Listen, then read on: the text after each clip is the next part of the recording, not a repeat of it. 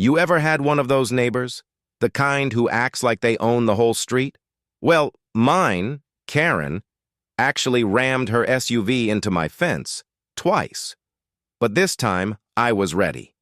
I set a trap, and let's just say, it worked perfectly. Stick around. This gets wild. You're not going to believe what just happened. But this time, I was ready for her. Let me back up a bit. I live in a quiet suburban neighborhood with an HOA. You know the type.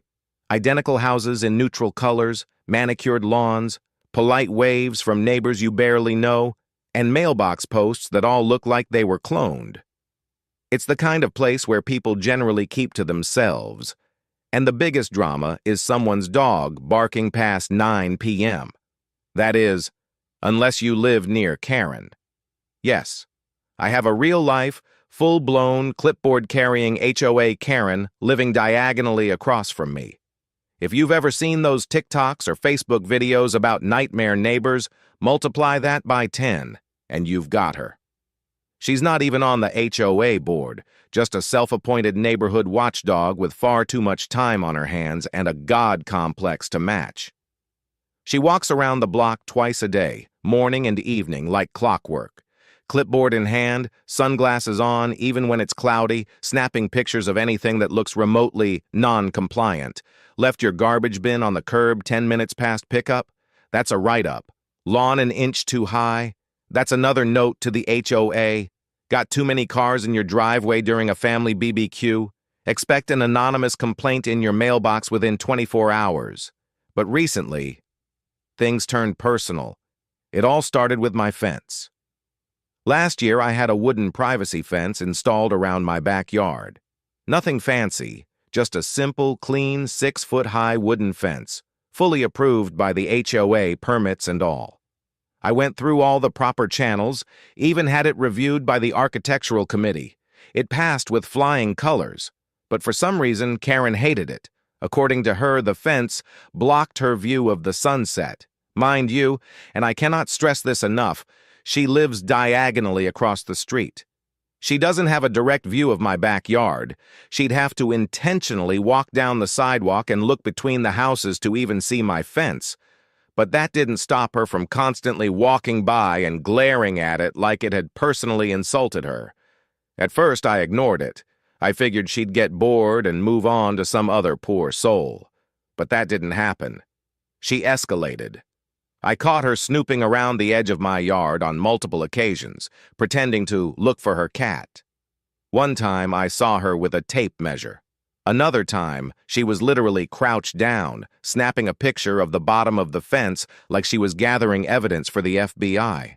I even confronted her once, and she gave me this smug smile and said, "Just making sure everything is up to code."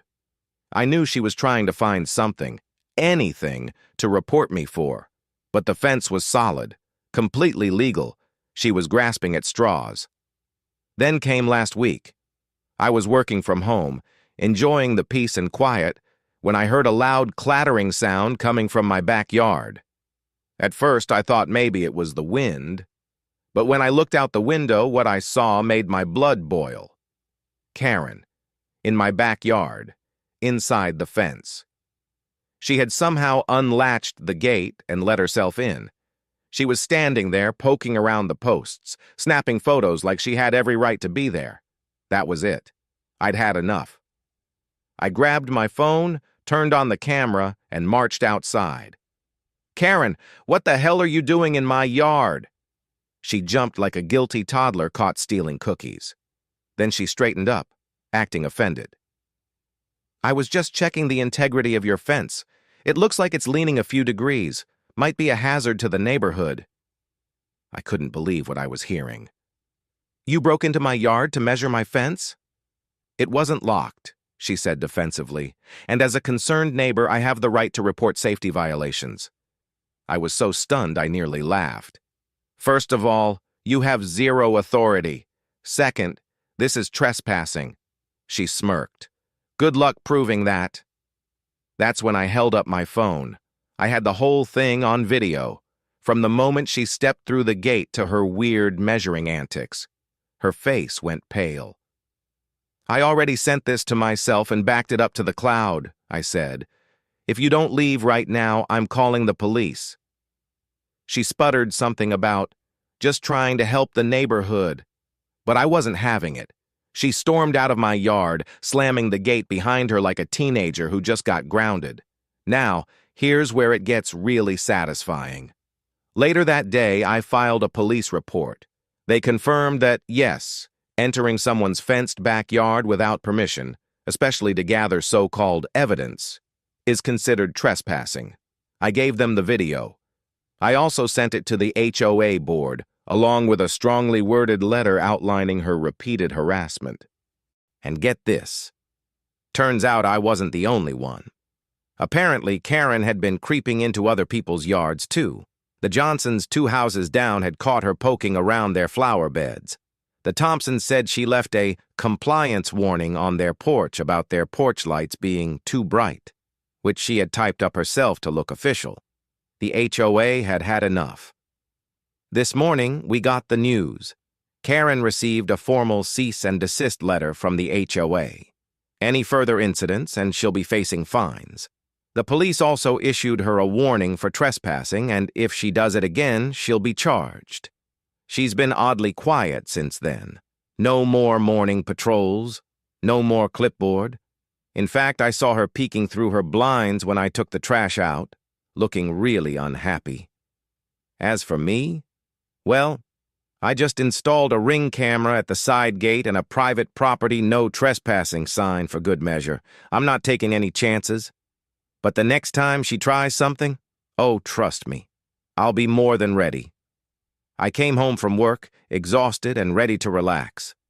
But the moment I pulled into the driveway, my stomach dropped. There it was, a massive dent in the bottom panel of my wooden fence. The kind of damage that doesn't just happen on its own. Long scrape marks ran across the wood like claws. Splinters lay scattered on the grass like broken bones. And there, clear as day, was a smear of silver paint transferred onto the splintered edge. Someone had hit my fence, hard. I was furious, but honestly, I wasn't shocked, because I already knew who it was. Karen. Karen lived next door. You know the type. HOA obsessed, constantly peering through her blinds like she was guarding state secrets, always complaining. My trash can was too visible. My grass, a 1/4 inch too high, and once she called the HOA because my porch light was too bright at night. You'd think she was the self-appointed sheriff of the block. And she just so happened to drive a silver SUV, the exact same shade of paint now smeared across my broken fence panel. Coincidence? Not a chance. But I'm no fool. I wasn't about to go storming over there, screaming accusations without evidence. That's exactly the kind of drama Karen lives for. She'd twist the story, cry harassment, and probably end up with me getting a warning from the HOA. So I did what any rational, civilized person would do. I took photos of the damage, every splinter, every scrape, every trace of silver paint. I documented everything, time-stamped it, and filed a complaint with the HOA. Their response? A shrug. Without video evidence, there's nothing we can do, they said. We can't prove it was her vehicle. Typical. These were the same people who cited me for leaving my recycling bin out an extra hour past pickup. But actual property damage? Sorry, our hands are tied. That's when I decided. If she tried it again, I'd catch her red-handed. I went to the hardware store the next day and bought a motion-activated security camera. Discreet, weatherproof, with night vision and Wi-Fi alerts. I installed it just above the fence line, angled perfectly to capture anyone who came too close to that side of my yard. I even tested it, walked by, drove by, threw a ball at the fence. It picked up everything. Then I waited. For a week, nothing happened. Karen seemed unusually quiet. No complaints, no suspicious activity. But she gave me that smug little wave every time I pulled into the driveway, like she knew I couldn't prove it. Then late one Thursday night, just past 11 p.m., my phone buzzed. Motion detected, backyard fence, south side. I opened the camera feed and my heart started pounding. There she was, Karen, in her silver SUV, reversing awkwardly along the narrow strip between our houses. And just like before, scrape, bam. Her bumper slammed into the already damaged panel. She paused for a second, looked around, then pulled forward, parked, and walked away like nothing happened. I was livid, but also thrilled. I had her. Crystal clear footage, license plate visible, time-stamped, the whole thing. The next morning, I called the HOA and sent the video in. Their tone changed immediately. "We'll be addressing this promptly," they said. "Thank you for the evidence." But that wasn't enough for me. I wanted Karen to feel it, to know that this little game of hers had consequences. So I printed out still shots from the video. One of her SUV hitting the fence, one with her face looking right at the camera, and a close-up of her license plate. I laminated them and posted them on the community bulletin board by the mailboxes. No captions, no notes. Just cold, hard evidence. By noon, the whole neighborhood had seen them. By 2 p.m., Karen came storming over. "You think this is funny?" she hissed, waving one of the laminated photos like it was a court summons. I stayed calm. "I think hitting someone's property and driving away is not funny."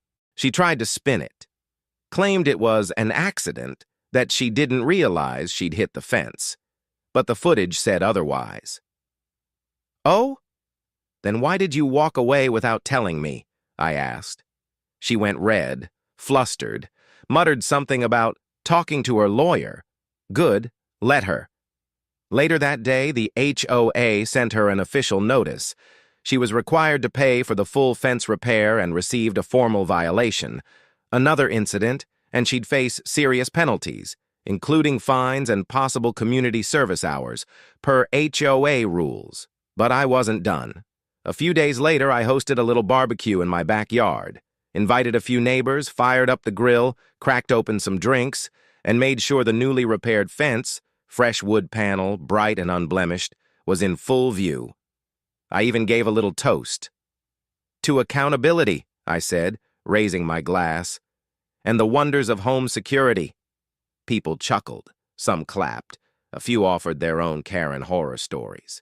Turns out I wasn't the only one she'd messed with. After that, things changed. Karen stopped glaring. She stopped nitpicking. She kept her SUV well away from my fence. I think she even started parking further down the street. And for the first time in a long while, my home actually felt like mine again. Because sometimes revenge isn't about shouting. It's about watching someone dig their own hole and making sure the whole neighborhood sees them fall in. Now, I'm not usually the kind of person who pulls pranks or sets traps. Honestly, I like to keep things peaceful in the neighborhood. I mow my lawn, say good morning to the mail carrier, and bring in my trash cans on time. But when you've had your fence hit 3 times in 2 months, something inside you just snaps. Not in a crazy way, more like in a something's gotta be done kind of way. The first time I thought it was an accident. Maybe someone lost control of their car. They left no note, no apology, just a splintered panel and tire tracks in the grass. Okay, annoying, but I fixed it. Second time, it was 2 weeks later. Same corner, same lazy hit and run. That time, I started getting suspicious. I even asked around. Neighbors didn't see anything, and my old security camera? Yeah, it caught nothing. Just a blur of motion and static. But the third time, oh, the third time. That was it for me. Whoever it was had it out for me. Or they were just getting reckless. And they left deeper tracks, like they floored it and never even looked back. I had to shell out money again to repair something someone else destroyed without consequences. So I decided I wasn't going to be a victim anymore. I needed a plan, a smart one. Step 1, repair the fence. But not just any repair. I replaced every broken plank and made the whole thing look brand new. Smoother than before, freshly painted, perfect lines. You'd never guess it had been damaged. In fact, it looked so flawless that it might even invite attention, which honestly was part of the idea. But this wasn't just about appearances. I had something much better in mind. Step 2. Surveillance. High-tech surveillance. I bought a discreet, motion-activated camera, one of those compact, high-resolution ones that security companies advertise for homes and baby monitors. It had night vision, Wi-Fi capability, and real-time alerts to my phone. Perfect. But the genius part? I hid it inside a decorative lantern that I mounted on the fence post. You wouldn't look twice at it unless you were actively searching for a camera. And even then, good luck spotting it. Every time something moved near the fence, I got a ping on my phone. I tested it with the neighbor's cat. Worked like a charm. But that still wasn't the trap. That was just step 2. Step 3, the bait. A fake soft spot. You see, people tend to hit the same part of the fence, probably because of how the street curves or the way people park on the corner, so I picked that spot, the sweet spot, and replaced the panel there with what looked like a thinner section of wood. But looks can be deceiving. Behind that panel, I bolted in reinforced steel sheets, thin enough not to change the shape of the fence, but strong enough to take a hit from a car. I even made the outer wood look slightly older, just a bit, to sell the illusion. If someone was watching, they'd think, yeah, that's the weak spot. But if they tried to hit it again, oh, they'd regret it. My fence would be fine. Their car wouldn't. And just like that, the trap was set. Now all I had to do was wait. For the next few nights, I barely slept. I kept my phone close, volume up, ready to receive any motion alert. Nothing happened, just raccoons. Maybe a dog walker or two. But I wasn't discouraged. I figured they'd come back when they thought I'd let my guard down. 5 days passed. Then it happened. It was 2:17 a.m. on a Thursday. My phone buzzed. Quiet at first, then a rapid string of pings. Motion detected. Then more motion.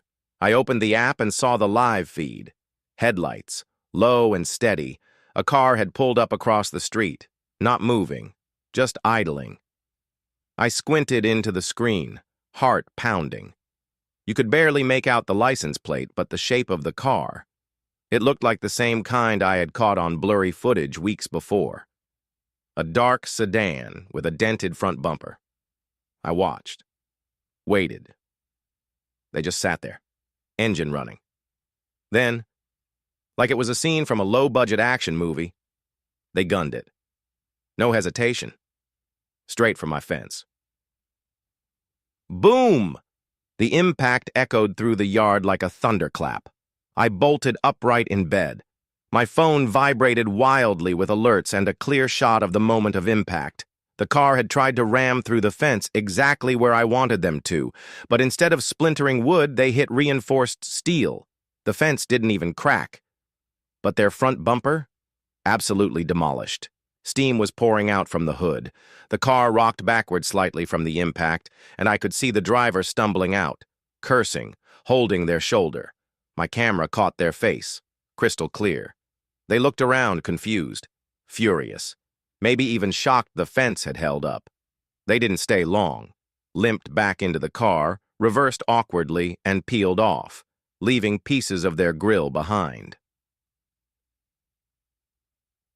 The best part?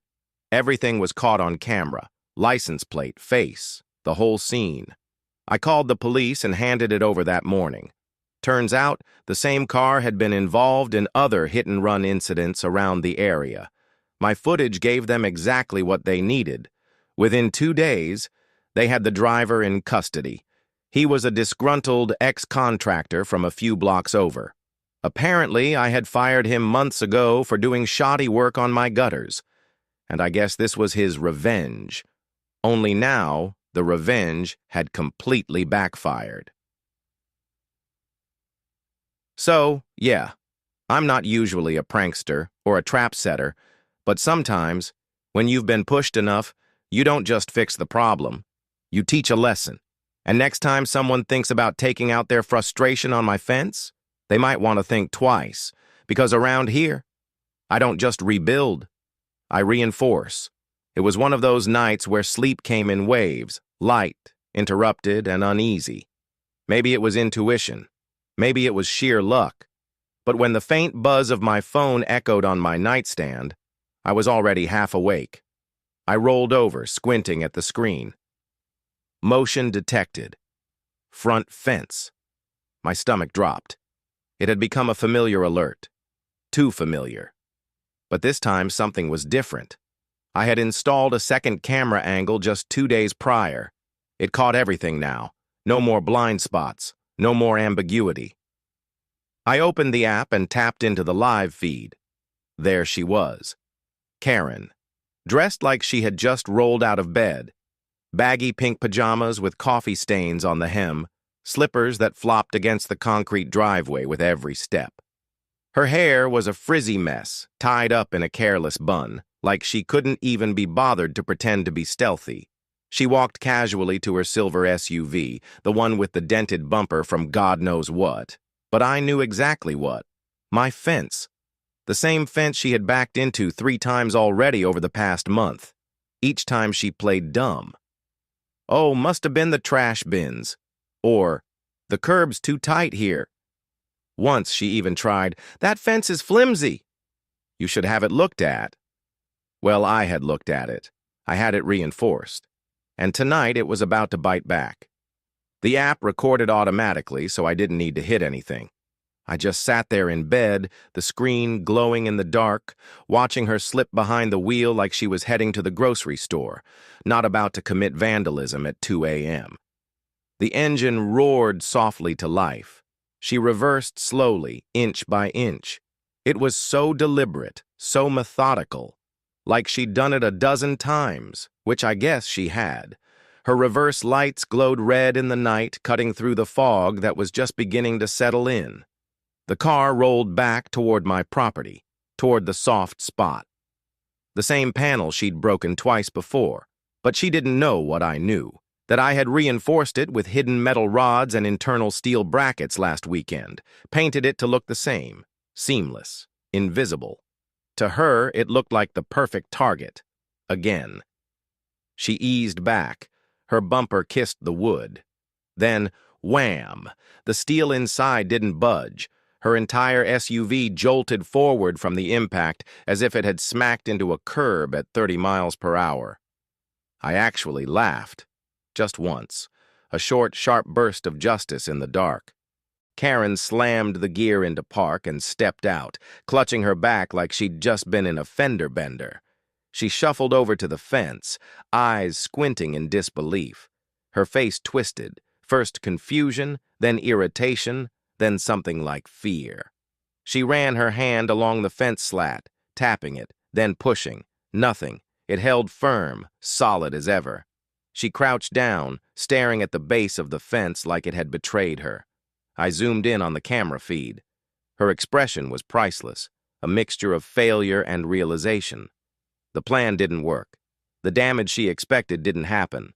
Her illusion of control was cracking. Then, without so much as a glance around, she stood up, shook her head in frustration, and drove off. No apology, no note, just that same arrogant energy she always carried with her like cheap perfume. But it was too late. I had everything on video, clear as day, high definition, time-stamped, with audio. And I wasn't about to let it slide this time. By 9 a.m., I had emailed the footage to myself, saved copies to 3 separate drives, and uploaded it to a private YouTube link, just in case. I walked out to inspect the fence. Not a scratch. The metal reinforcements had done their job perfectly. But even if they hadn't, the camera footage was undeniable. For the past 6 months, Karen had made it her mission to make my life miserable. It started small, passive-aggressive comments about my lawn being too manicured. Then it escalated, false complaints to the HOA, knocking over my trash bins, parking just close enough to block my driveway. But backing into my fence, repeatedly, that was war, and I was done playing defense. I contacted the local police department, filled out a report, and submitted the footage. The officer on the phone watched the clip while I was still on the line. Yeah, he said, almost chuckling. That's not an accident. I figured, I replied. You want to press charges? I paused. I want her to understand that she doesn't own this neighborhood. 2 days later, a patrol car pulled into her driveway around noon. I was outside watering the plants as casually as ever, whistling a tune I didn't even know. Karen emerged from her house in a robe this time, looking both annoyed and confused. The officer spoke with her for a few minutes, then asked her to come down to the station for a formal statement.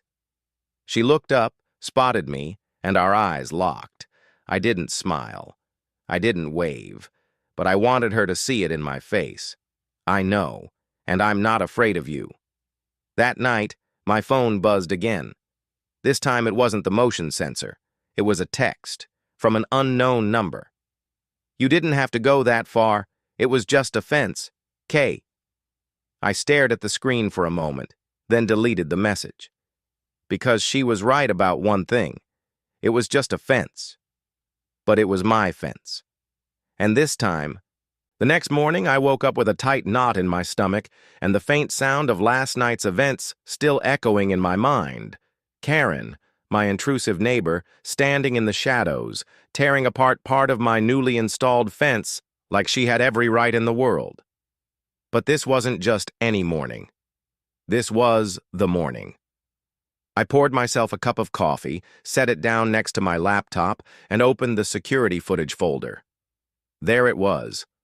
Clear, undeniable video of Karen, under the soft glow of the streetlight, stepping into my yard, looking around like a cartoon villain, and then yanking a full section of my fence loose. Splinters flying, wood cracking. I didn't hesitate. I drafted an email to the HOA board and attached the video. Subject, urgent, neighbor vandalizing private property, video evidence included. And just for good measure, I CC'd Karen directly. She needed to know she'd been caught. No ambiguity, no guessing. I hovered over the send button for a split second, then clicked it, and then I waited. 2 hours later, my phone buzzed. It was an email reply from the HOA board. My heart skipped. I tapped it open, bracing for a vague, diplomatic response. But it wasn't vague at all. Thank you for submitting this video evidence. This behavior is a serious violation. The HOA will be taking immediate disciplinary action. I stared at the screen for a moment. A strange mix of satisfaction and disbelief washed over me. Finally, someone was taking Karen seriously. For years, she'd been the self-appointed neighborhood monitor, nitpicking everything from mailbox paint colors to how often people mowed their lawns. But behind the curtain of her perfectly trimmed hedges and pristine flower beds, she had been pulling off some seriously shady stuff. And then came another email, this time from Lisa, a long-standing HOA board member I'd talked to before at community meetings. Just so you know, this isn't Karen's first offense. We've had complaints about her before, rearranging holiday decorations, moving trash bins, even being seen spying into backyards with binoculars. We didn't have solid proof before. Now we do. This video is what we needed. Turns out, I wasn't the only one Karen had messed with. She'd been terrorizing half the neighborhood with her crusade for visual harmony. But this time, she went too far. Video proof of property damage? That was the nail in the coffin. The HOA moved fast. Within 24 hours, Karen was officially fined for property damage. They put her on a 6-month probation, warning that any further incidents would result in legal escalation. That meant suspension of her privileges, permanent HOA record notation, and possible civil consequences. In a neighborhood like ours, that was huge. Karen had gone from feared watchdog to marked violator practically overnight. But the story didn't end there. 3 days later, I was in my garage organizing shelves when I heard a knock at the front door. I paused. I wasn't expecting anyone. I wiped my hands on a towel, walked through the hallway, and peeked through the side window. And there she was, Karen. She looked different, frazzled. Her hair, normally styled into a stiff helmet of suburban perfection, was flat and slightly frizzy. Her eyes were red, and her SUV, parked slightly crooked at the curb, had a fresh dent in the front bumper. In one hand, she held her HOA violation letter, crumpled and damp at the corners, like she'd been clutching it too tightly. Her other hand rested nervously on her hip. I opened the door halfway. "Hi," I said cautiously. She didn't waste time with greetings. "I don't know why you're doing this," she snapped, shaking the letter. "I was just trying to make the neighborhood look better." Her voice trembled, not with sadness, but indignation, like she was the victim in all this. I blinked, stunned by the audacity. "Karen," I said, keeping my voice calm but firm, "this is my property. You don't get to decide what looks good or not on my lot. If you had a concern, you could have come to me. But instead, you trespassed and destroyed part of my fence." She opened her mouth to protest, but I raised a hand. "You crossed a line, and you've been crossing it with everyone for a long time. This time, you got caught." Her lips twitched. Her eyes darted to the street, maybe hoping someone would come by and see her humiliation. I almost felt sorry for her. Almost. "And next time," I added, "it won't be the HOA, it'll be a police report." For a second, I thought she might explode, but instead she gave me a look of wounded betrayal, like I had wronged her, then turned and stomped back to her SUV. She slammed the door, revved the engine harder than necessary, and peeled off. I watched her bumper bounce over the curb as she drove away. That was the last time I saw her near my fence. But the ripples from that incident didn't stop there. Within a week, word had spread around the neighborhood like wildfire. Apparently, I wasn't the only one who had taken action. My video had inspired others to step forward with their own stories. "She moved my Halloween pumpkins last year," one neighbor told me. "Said they were too loud for the front lawn." "She left a note on my windshield about the angle of my parked car," said another. The angle! People who'd been too intimidated to speak up before were now banding together. Karen's reputation crumbled. She stopped attending HOA meetings. She stopped walking her dog past our houses. Her once daily routine of inspecting lawns and snapping pictures disappeared. One afternoon, I overheard a neighbor call her Ghost Karen. She'd become a shadow, hiding behind closed curtains and paranoia. And for the first time in a long time, the neighborhood actually felt peaceful. I reinforced the fence that Karen had damaged, not just for security, but as a symbol. I added an extra camera near my driveway. Not because I was afraid, but because I wanted it known. This house is protected. This family isn't going to be bullied. Funny thing is, the new fence actually became something of a talking point. Neighbors complimented it, asked who did the work. A few even started making small updates to their own properties, inspired by the design. Karen had tried to erase my choice. Instead, it sparked a wave of change. Sometimes karma doesn't come with fireworks. Sometimes it comes with an email, a camera, and a neighbor who finally decided enough was enough. And that neighbor was me. I don't believe in revenge for the sake of being petty, but I do believe in consequences, and in standing your ground when someone thinks they're above everyone else. Karen thought she could keep bending the rules, until the rules finally bent back. So, to anyone out there dealing with a Karen of their own, keep your cool, keep your receipts, and trust that the truth has power. In the end, silence only protects the ones doing the damage.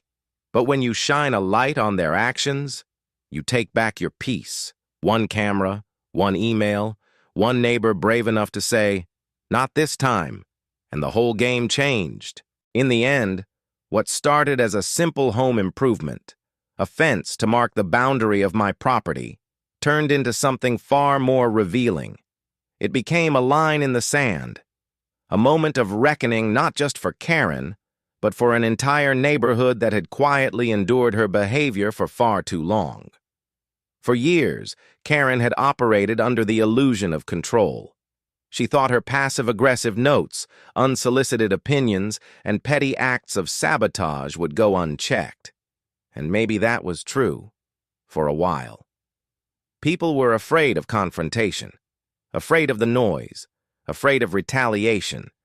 But when she stepped into my yard that night and destroyed part of my fence, she crossed more than just a physical boundary. She crossed a moral one. And thanks to a simple security camera and the courage to speak up, her pattern of behavior was finally brought to light. The most surprising part? The ripple effect. After the video was shared and the HOA took action, something shifted in the community. People began sharing their own stories. We stopped whispering and started talking. What was once a tense, controlled environment began to feel like a neighborhood again, one where people had each other's backs instead of walking on eggshells. Karen? She faded into the background.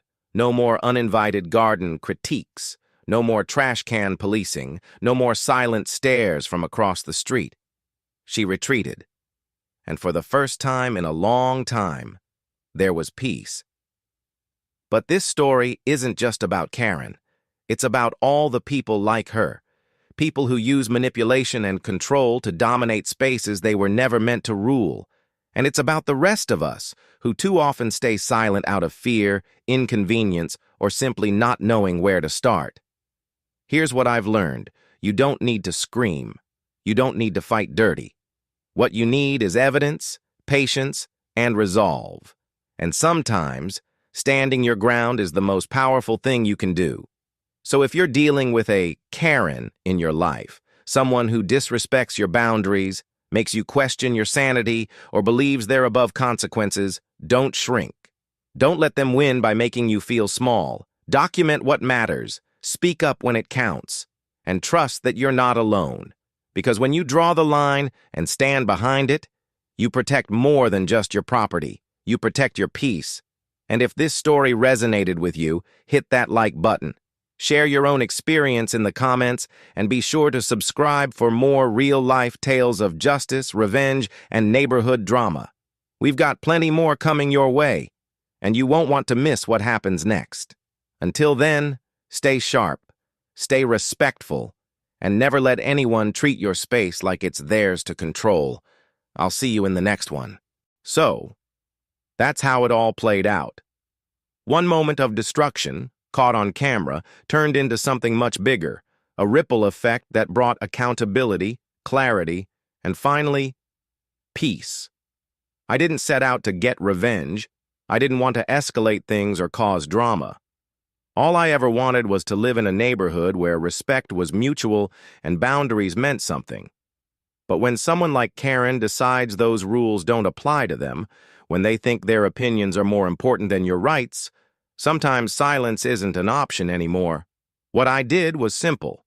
I told the truth. I hit record. And I stood my ground. And what happened next? That wasn't just about me. That was a message to everybody like Karen out there. The days of unchecked entitlement are over. But maybe the bigger lesson here is this. You don't need to yell, scream, or stoop to someone else's level to be heard. Sometimes the strongest move is the quiet one. The documented one, the one backed by proof, patience, and purpose.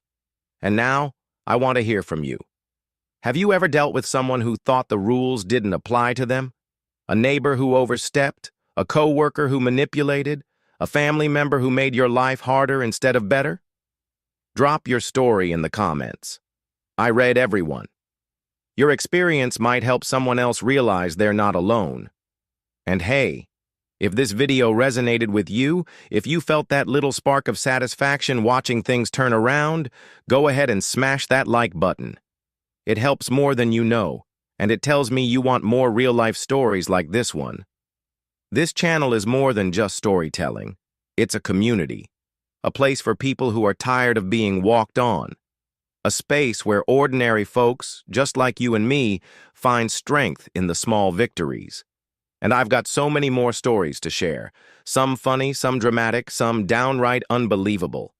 So if you're new here, or if you've been watching quietly from the sidelines, now's the time to subscribe and hit that bell icon. Seriously, Don't miss what's coming. These aren't just videos. These are real moments, real emotions, real justice, and yes, sometimes real revenge. And if you've been with me for a while, thank you. You're part of what makes this worth doing. Every like, every comment, every share, you're helping build a community of people who believe that standing up for yourself isn't just okay, it's necessary. One camera, one video, one choice to speak up.